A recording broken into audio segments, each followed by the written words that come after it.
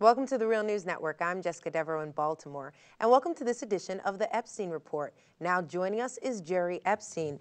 Jerry is co-director of the Political Economy Research Institute, also known as PERI, at UMass Amherst. Thanks for joining us, Jerry. Thanks, Jessica. So, Jerry, President Obama's budget has been all over the news this week. What are some of your takeaways? Well, some progressives are saying that this is a great new budget that really changes the conversation on Capitol Hill. And in some ways, that is true. There are some very good things proposed in this budget, including an expansion of the Earned Income Tax Credit to low-wage workers who don't have children, and including more investment in pre-K education. That's also very good. But there's some troubling things about the budget, which we shouldn't lose sight of. One is that it continues big increases in the defense budget. Of course, Obama has ended and is supposedly winding down 2 wars. We should, in this kind of environment, see a decline in defense spending or military spending. But instead, this budget has increases in defense spending built right into it. So that's one disturbing thing.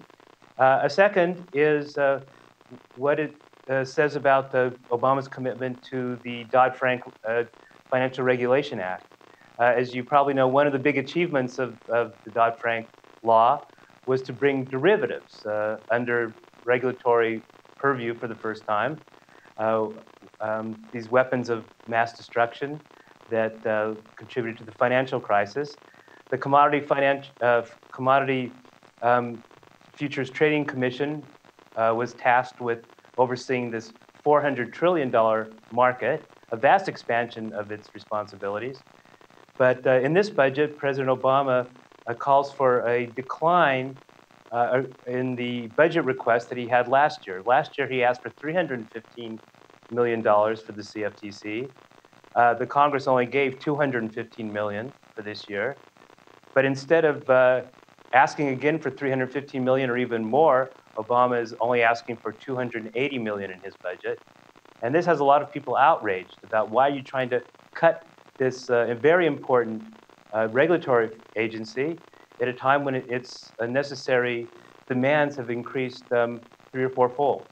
And Jerry, if I understand correctly, the CFTC has actually made some progress and has recuperated about $2 billion in penalties. And as you mentioned, their budget is only somewhere in the realm of $200 million. So Right. Couldn't there be a system where you could maybe peg how much in penalties that they recuperate, like a percentage of it that goes to the budget? I just don't, and sort of reward the good behavior of some of these investigators doing their job.